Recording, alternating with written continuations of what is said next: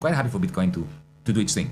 But Tether and Circle, the US denominated cryptos, if you are a Bitcoiner, if you're a crypto head, you should be angry with Tether, angrier than I am with them, because what they're doing is they're usurping the idea of crypto and distributed ledgers and decentralization, and they are attaching it to fiat money, which you should be against if you are a Bitcoiner. So, and the reason why they're doing it is because they're privatizing the dollar and they want to enhance the capacity of the federal government to increase its debt. So if you're a libertarian, you must think of the Genius Act that the Trump administration pushed through Congress as a major assault against your own ideology, not against my Marxism and so on. Yeah. Because what Tether does is you give them dollars, they buy treasuries, short-term treasuries, and they put them supposedly in some kind of safety box so that they can redeem your dollars, right? Now, when 6 trillion is going to go in within the next 18 months, according to the US Treasury, according to Scott Bessent, from plain vanilla bank accounts to Tether, that's 6 trillion new federal debt, which, of course, Trump is going to use in order to give more tax cuts to his mates, not to you folks. And okay, so there is the increased mind-numbing levels of inequality from that, but it's also the source of the next financial crisis. Because at some point, when there is a run on Tether, once, these people will do something nasty with Tether, because if you give a private company in El Salvador the right to print US dollars, believe you me, they will do something similar to what Lehman Brothers would do. And then when there is even a small run on Tether, people will realize that Tether depends on treasuries.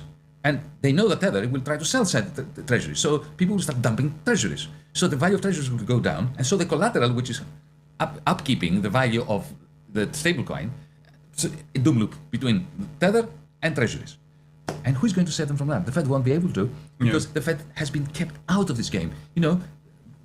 Congress has banned the Fed from regulating this. I think in the absence of alternatives, though, isn't that what will force everyone to play ball, no matter how collapse is imminent, because it's like the fear of devastating instability in the aftermath of that, which is kind of also part of the reason why a lot of people are forced to play ball with Donald Trump whenever he's doing these like tariff initiatives. Even if it's self-destructive, they have to play along with it because there is no alternative currency. They will play with ball with that, but when the bottom falls out of all that, we're going to have a major catastrophic, depression. And unfortunately, I like Lenin saying that things have to get worse before they get better, but the depression bred monsters. Yeah. And as Rosa Luxemburg said from her prison cell, there's a fork on the road. It could be barbarism or socialism. Yeah. But it's not necessarily socialism. No. You can easily go to barbarism, and this is what has happened in the past. This is what has happened in the past, and also if we're not organized. And we don't.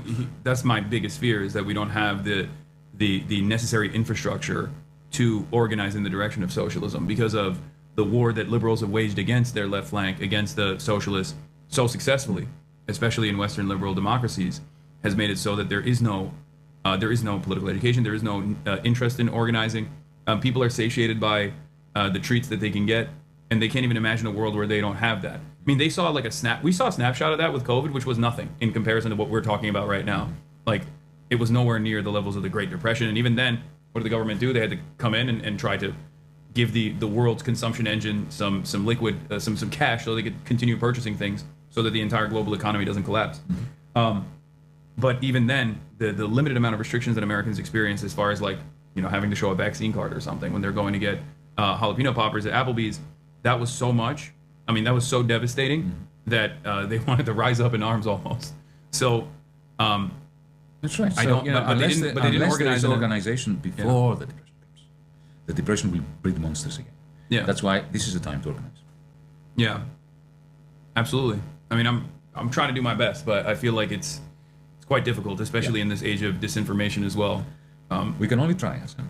And trying is fun. Let's make it fun as well. I mean, you seem to be having a good relationship with all these tens of thousands of people, and get them to organize something in their own neighborhood. Oh no, that's what I urge them to do all the time. And, with their neighbors and the local communities, and something that aims at ownership, collective ownership. This is the only thing. Even if you manage to tax the rich by another 1%, 2%, 3%, that's not going to change it. Yeah. The only thing that's going to change is to reconfigure property rights. Yeah, I mean, it's ironic because in order to save liberalism, they have to do social democracy, but they don't even want to do that. They consider that to be so radical. Yeah. They can't even do this anymore. You see, once upon a time, under FDR in the United States, Willy Brandt in Germany in the 1960s, 70s, Harold Wilson in Britain, and then again in the 60s and 70s, there was still a clear demarcation of power between industrial capital and organized labor. So if you were a politician, a social democrat, a New Dealer, you got elected, and you brought the captains of industry, the capitalists, and the trade unions around the table, and you cut a deal. And you said to the capitalists, right, part of your surplus value will go to the workers, another part will fund social security, food stamps, whatever. Right? You could do that. Introducing Connectors, a simple, seamless way to connect your Replit apps and automations with the other tools you use. It was easy. Part of your surplus value will go to the workers, another part will fund social security, food stamps, whatever. Right? And organized labor. So if you were a politician, a social democrat, a New Dealer, you got elected, and you brought the captains of industry, the capitalists, and the trade unions around the table, and you cut a deal. And you said to the capitalists, right, part of your surplus value will go to the workers, another part will fund social security, food stamps, whatever. Right? You could do that. I mean, it was easy, but it was doable. You could imagine. But there was also a lot more pressure, external pressure from the labor side that allowed that to be justified to the captains, the titans of industry. That's right. And it's in your own interest. Otherwise, you'll have to suffer long strikes and you will lose money. Or it'll kill you. Loss of income worries them more than... That's true. These guys are more afraid of becoming workers, becoming laborers, than they are of dying. That's right. But, after financialization, power shifted from the captains of industry to the bankers. And now, it has shifted from the bankers to big tech. So, can you imagine putting Elon Musk and trade unionists around the same table? I mean, what are they going to discuss? There's nothing to discuss. Nothing to discuss, okay? So this idea of social democracy being the social democratic or New Dealer leadership being the referee between capital and labor, that's gone. What is also gone is liberalism. The idea of the liberal individual. When you have AI bots essentially hijacking your mind, infusing desires into you as a result of work that it makes you do for it. When you're posting stuff on the internet. So liberalism is gone, social democracy is gone. The only thing that is left is the Marxist left. Yeah. No, that's why I go back to the Epstein stuff, because it's like, this is one of the things that should unite. I feel like it's more of it's the closest expression to class solidarity that even the lumpen pros and the reactionaries have ever experienced, because they also all believe the international pedophilic cabal is real, right? And then all of a sudden you have this revelation that maybe the Alex Joneses of the world weren't so wrong about their initial analysis on this part, and yet all Elon Musk has to do is tweak the algorithm a little bit and just pump it full of AI. And now I'm seeing on my own timeline so many people get duped by fake posts. So many people. You know what happened to me yesterday? What happened to you yesterday? I got from the BBC a very nice, polite email. I appear on the BBC quite often. Yeah. And they said, "Oh, Yanis, we saw this talk you gave on Venezuela and Iran, and it was very interesting. Can you interview tomorrow live on BBC television?" And I clicked on the link. It wasn't me. It was a deep fake of mine. That's crazy. Yeah, and I had to write back and say, "Look, I'm glad you enjoyed it, but that wasn't me. It was a deep fake of." And they said, "Oh, but it was so cogent and so well put." You should have been like, "Yeah, that was me. Yeah. I got it. I got you." No, but that's terrifying. It is terrifying, and it's terrifying when it says things that I could have said. Yeah. Because then it's so easy to slip into the narrative something that I would never have said, and that's defamation. Yeah. Right. They can present me as anti-Semitic. They can present me as anything because everything else is something I would have said. Yeah.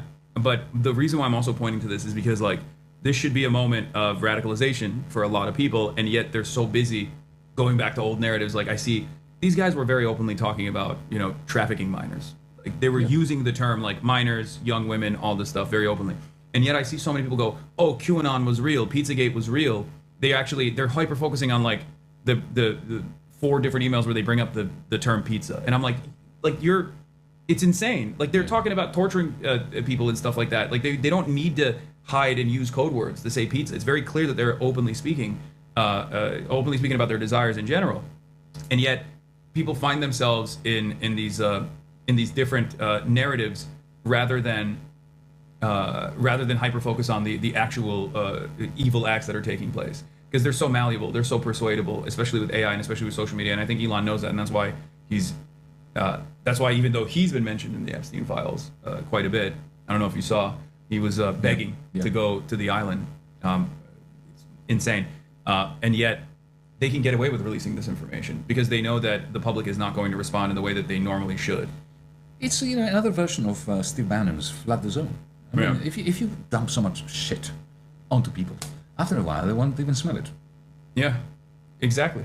I mean, that's what Trump has done as well. That's like Trump's success in many ways. Is he's such a domineering force, and it's like there's almost like outrage fatigue where you're like, what am I supposed to get mad at? Is it Cuba?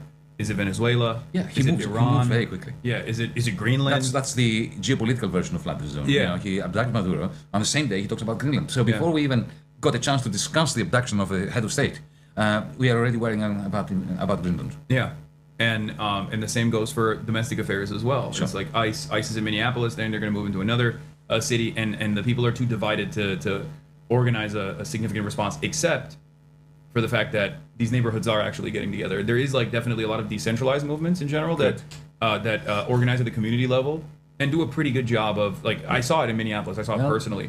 These guys are super well organized. I hope that they go beyond organizing defensively Yeah. and they become a movement for progressive change. Yeah, no, that's exactly what I'm thinking as well, which is that, like, Have you the thought anger of is running there. in elections? No. Well, why not? Because Look, it's a horrible thing to do. I've done it. I can confirm that it sucks yeah, big time. But it's a dirty job. Someone's going to do it. I know, but These people have to vote for someone. What are you going to say to them when the midterms come? Well, Don't vote? No, of course not. Well, but I have who are they going for the Democrat who wants to? well, I have my people. That's why I'm. Yeah, okay, you have your people, but not everywhere. That's true. But my goal is to try to And why should these people have their lives destroyed by being elected and not yours? Well, it's not even about like my life being destroyed necessarily, but because my life gets destroyed all the time doing what I'm doing anyway. I mean, come on. No, I'm able to. You're having fun here. No, I know, but I'm able to overcome it regardless because I have like built this this resilient base of support, and I have ways of working around it. You know, I get banned on Twitch, I go to YouTube, but my point is there's a finite amount of time and energy and effort that I can spend on this, and I feel like this is how I can maximize my output. Sure. Doing agitated propaganda, I think, and also creating a community that is then going out and participating in their own local elections, as many people in my community have already, to success. At some point, you have to go to graduate to the level where you take their voice and you put it into some kind of assembly, some kind of Congress, maybe a state one, maybe a federal one. I don't know. I know a guy. Get ready. I know a guy. His name is Cenk Uygur. He tried to do that and he failed spectacularly. So Well, failure is okay. yeah. I mean, in 1905, the first Russian Revolution failed, and it gave us Sergei Eisenstein's magnificent movie, The Battleship Potemkin, which was an important, first step towards the real thing. Well,